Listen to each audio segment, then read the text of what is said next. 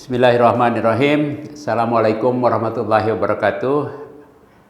Saudara-saudaraku, kaum muslimin, kaum muslimat, para penggiat ilmu pengetahuan, para peneliti, para ahli fikir, para ulul albab, karena di dalam salah satu surah Allah mengatakan inna fi khalqis samawati wal ardi wa ikhtilafil laili wan nahari la ayatil li ulil albab. Kejadian ciptaan Allah tentang langit dan bumi dan segala macam yang ada adalah sebuah tanda, sebuah indikasi, sebuah bukti ya yang menunjukkan kehebatan Allah, keberadaan Allah yang maha kuasa, maha esa, maha segalanya.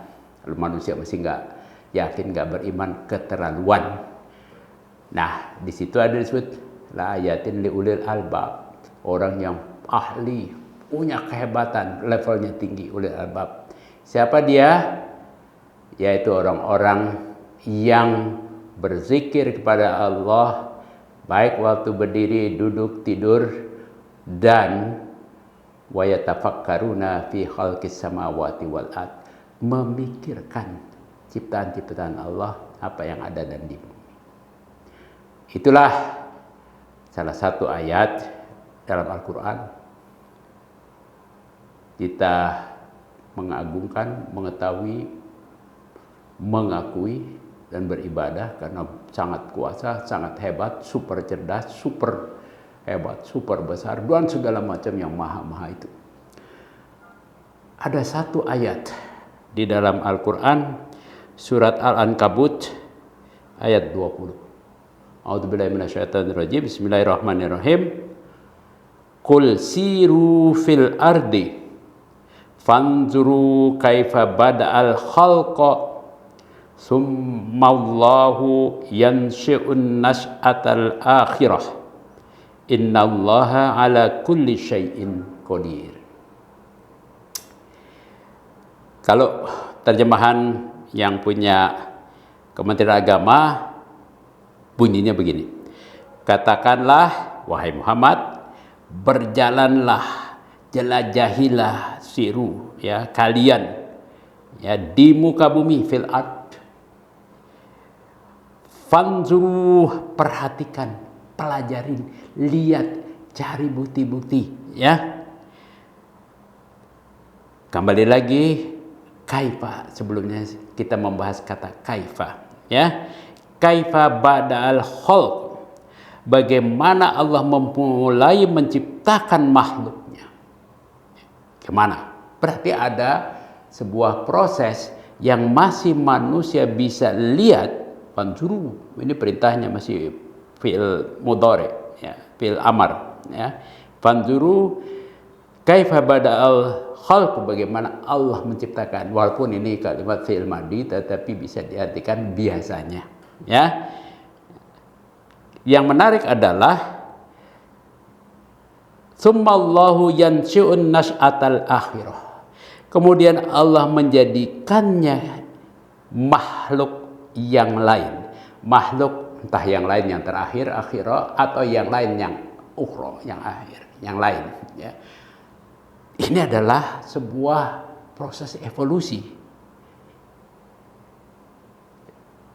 Kalau kita belajar evolusi, katanya dulu ikan paus itu hidup di darat, kemudian masuk ke laut, maka dialah menjadi mamalia yang beda dengan ikan. Dia bukan ikan sebetulnya, karena dia mamalia seperti juga binatang-binatang yang melahirkan anak.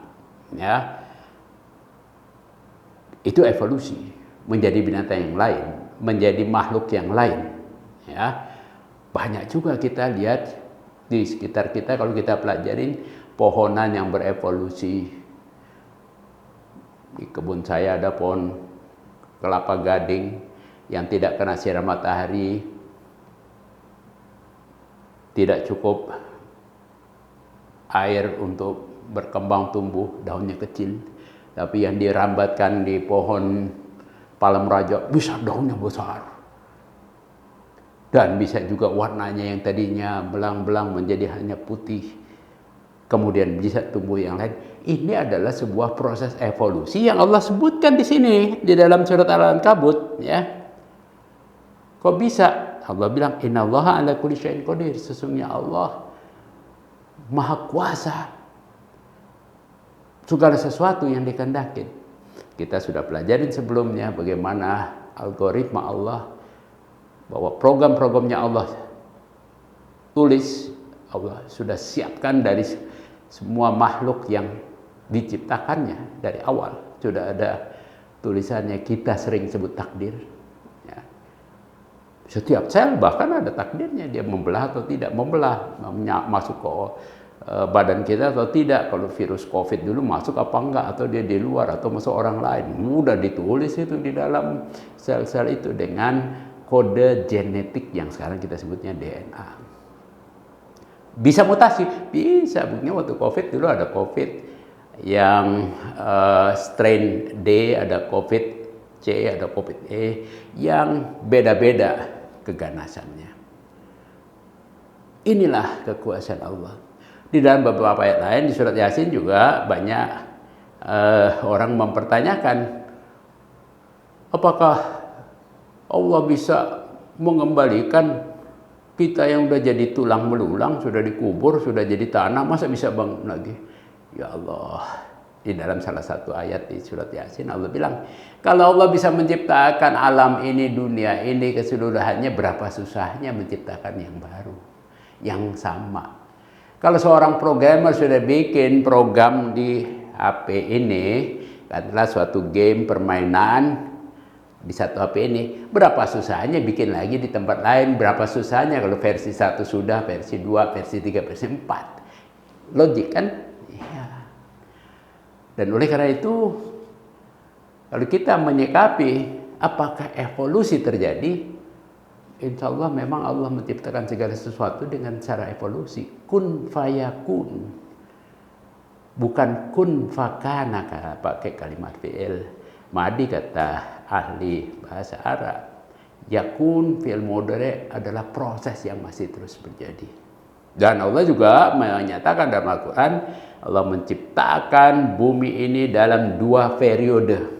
Dan alam ini dalam 6 periode, 6 masa. Dia pakai kata al-yaum, yang biasanya diartikan sebagai hari.